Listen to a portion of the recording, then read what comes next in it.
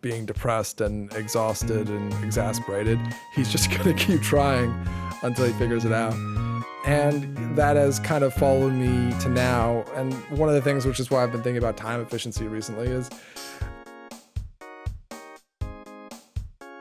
hey, Demon Dev here. I wanted to make a new video for a lot of reasons, but one reason why is I spend a lot of time thinking about time efficiency, basically, how to do things faster, and something that I brought to my entire life, even just working with 3D stuff since high school, middle school, and making videos and then switching to games later on.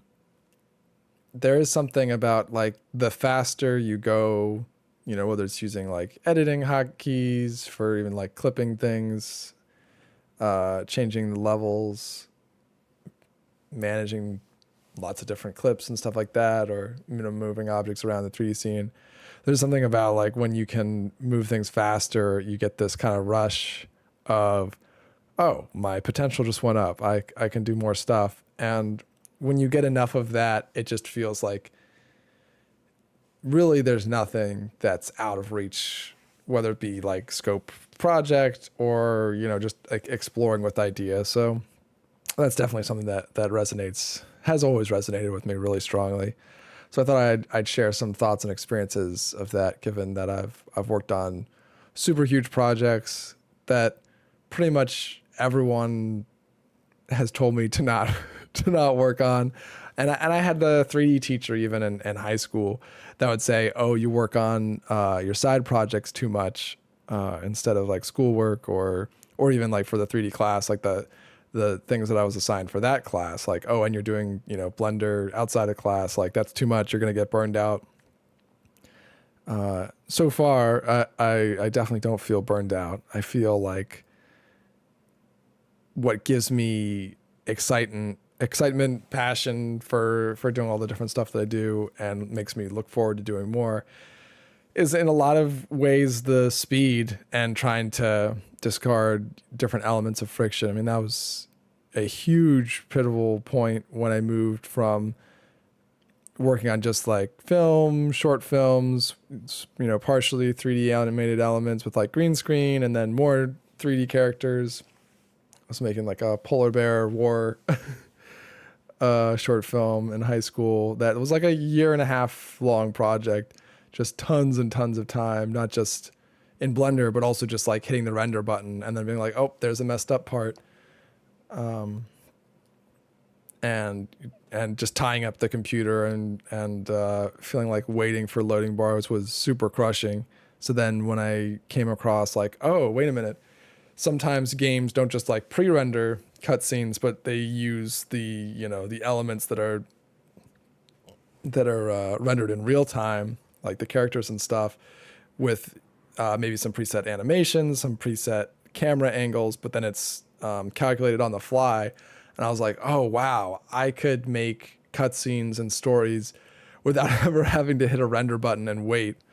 That's amazing. I want to do everything in my power to chase that. So that is absolutely what I did. So I think pretty much freshman year of college onwards, let's see, started college in 2011. So yeah, for about 13 years, I've been intensely focused on how do I make the kinds of stories that I want using game technology. And even then, there was a lot of people who were well, let games be games. And if you want to make more movies or cinematic stuff, save that for short films and stuff. But a lot of parts of that argument never really resonated with me. Well, first off, I didn't want to render things anymore. So even if it turned out that I would use game engine tools, and back then I was using Blender game engine and doing a lot of cutscene stuff, which was just magic, after also using Blender, but all the render times, just if you could set up the other things, which was a lot of extra work.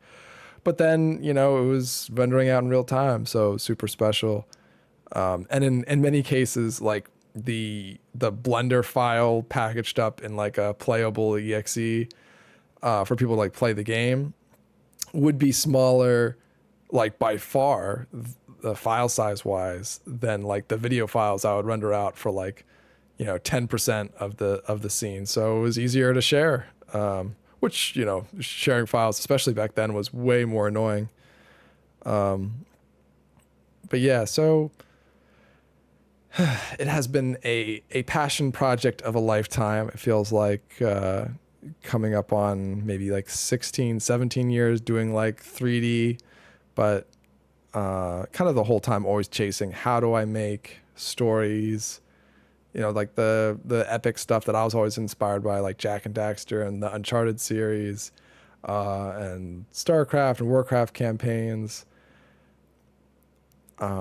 were always like, oh, I want to make stuff like that on an epic scale with lots of characters. You got war elements, you've got personal relationship dynamics. That was always what I wanted to do. And some people were really, really encouraging, maybe humoring me and being like, okay, well, why don't you, try, and then you can always scope down, which is fine. There's nothing wrong with encouraging people towards more realistic goals or projects. But again, if you know what you want to do, and you're gonna keep chasing it, then the problem's already solved. It's kind of like back with like the expert syndrome video, which you should totally check out. If someone is like committing themselves to a daily practice of like 30 minutes drawing or 30 minutes like sculpting, if you're doing 3D stuff, and they just do that, there's no problem. So like, even though I'm like, oh, there was a lot of people that were like, you don't have to do these big projects. Why don't you focus on something that you can do that's more realistic? At the end of the day, I was doing and chasing the thing. So there really wasn't that much of an issue. And for the most part, after people would like hang out working on projects alongside or sometimes on the same project, they'd be like, okay, this guy's chasing it. So, it's not like he's struggling from, being depressed and exhausted and exasperated. He's just going to keep trying until he figures it out. And that has kind of followed me to now. And one of the things, which is why I've been thinking about time efficiency recently, is I recently have a lot more time, mostly because both of my kids are in daycare, kindergarten now. So like now that it's a truly kind of full work day, I can easily get done all the stuff that's done for my job and feel like I have like some mental energy left at the end of the day. A lot of times after I pick up the kids and then, get them some food, play around a bit, and then bedtime. But then it's like, 8:30 and I'm not going to bed till like 11. And I'm like, okay, I kind of feel like I want to do some more stuff. And one of the things that I've noticed is like I have a lot more time than I've had in the past, but in a weird kind of like inversion, which kind of makes more sense. And I'm trying to focus my attention so I can solve the problem that's arisen. With more time, I feel less motivated to do stuff because it feels so much more within my grasp than it's ever been. Like in a lot of ways, over time, more and more, I've had less time and had to increasingly come up with more and more time-saving devices. I got really into making in-engine tools to not just make it faster to make cutscenes, but help me explore myself as like a writer. Like, how do I write a really compelling story, and how do I make dialogue choices that actually are meaningful but sustainable from a development side when I'm going through long periods of time of kind of isolated work. I definitely have a lot of people that have contributed quite a lot to the project, but at the end of the day, I still focus a lot of my planning and structuring kind of in my own headspace. So I have to figure out what I want to do, and coming up with faster ways to help structure my time put onto the project has been huge. Back when I had my first kid, I was like, I'm not going to have any time at all. So I was like, okay, maybe I shouldn't try to work on the game directly, but instead work on a dialogue tool that's like works from my phone. So like every time I go to the bathroom or like have an idle moment, I can, basically be adding content to the game. Was a super satisfying kind of vision of it. I got pretty far along the road with that. I did make a phone app that had all sorts of abstract levels, that most of those levels exist today: mega, chunks, macros, micros, kind of structuring expressions of a dialogue, the meaning of the dialogue, the point in the conversation, like a progression of a conversation, and then the conversation itself is a structure that I that I still use, almost exactly the same as it's been for, I don't know, like, yeah, 5, maybe more like the past 3 or 4 years. But that was when I was working on the app, and then realizing again, sort of once I had a more focused workday with my job, and I felt like I had extra mental energy. Okay, maybe I can work on the game again, even though the phone app, like account database version of kind of submitting content to myself remotely became less of a priority because the overhead with setting that up wasn't necessarily gaining me more than it would to just spend the whatever small amount of time I had at my desk that I wasn't at my job, or doing other stuff with my kids. It ended up making way more sense to just work on things more directly. In fact, it was a huge epiphany when I realized, oh, why am I focused on making these these executables, like the an external application for the writing tool, if I build the writing tool as an in-engine tool using editor scripts rather than, as something that I have to build and then launch and then find some way to send the files back to myself. The files are just there waiting all the time. And if it works in edit mode, like outside of play mode, if you're familiar with Unity, then kind of everything gets saved almost automatically. It's a bit more of a chaotic way to work, but I almost immediately fell in love with it and experienced just such a high of, wow, like this makes me faster than I've ever been, and I have less time than I've ever had. So like I need this.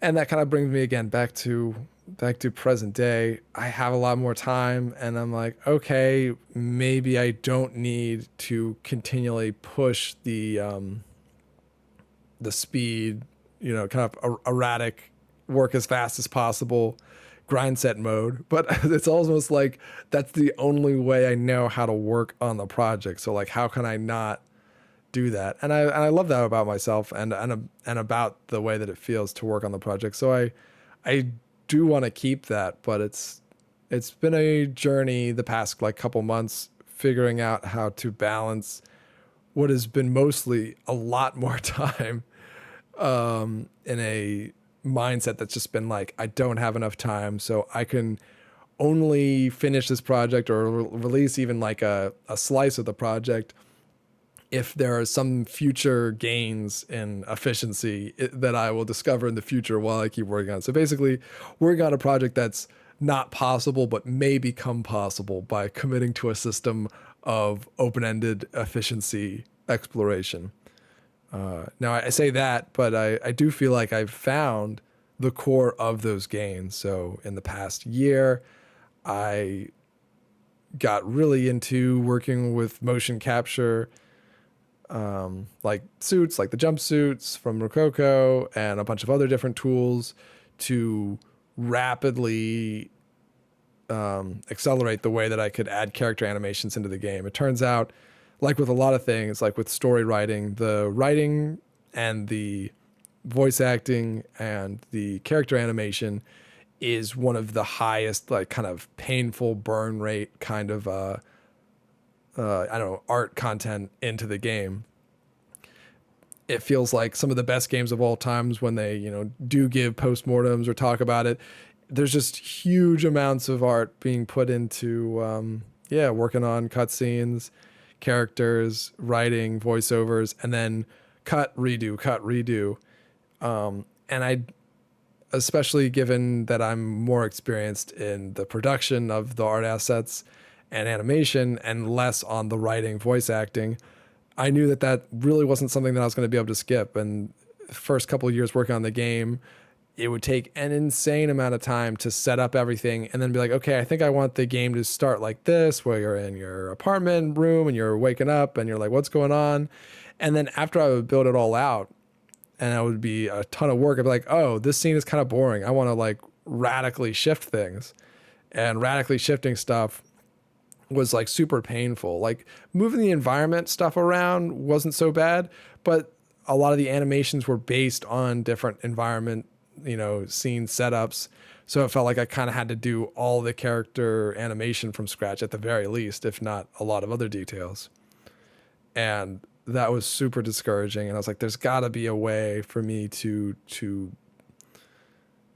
get past that. And I do feel like I found that with the motion capture system. That brought some of its own problems, but again, I've been exploring and looking for ways to optimize. Like, what if there's a way to do the motion capture where it records straight into the game? Just like render times killed my really killed my energy for working on short film stuff in the past, and then realizing, oh, I could skip that with some extra work, and then I just have all the cutscenes rendered with the real-time game elements. This is amazing when it works, and worth chasing for me. I love it. I found the same thing with motion capture. Okay, what if I record straight to the game and I don't do a processing and manual editing with enough work, with enough kind of tailored offsets to correct all of the usual problems or like jitteriness you get sometimes with motion capture? If I apply enough of my filters and some of my custom tools and attach it to my dialogue system, then I could create like insane amounts of, in-game cutscenes and character animation, all attached to the branching dialogue system that I've worked so hard on. So I'm really excited about that, and I'm entering a new phase where it's less about chasing new optimizations. I feel like I've found all the efficiency and more that I could ever want. Yeah, I have some new experimental ideas, some of which are already working. Like I have hand gestures with the motion capture suit to make recording start and stop work without having to go back and forth between the keyboard and like the middle of the room where I'm doing the motion capture. I've set up a better space in the next room over where I can do that, and I've got a second motion capture suit now, which I'm super thankful for, that I was able to make work.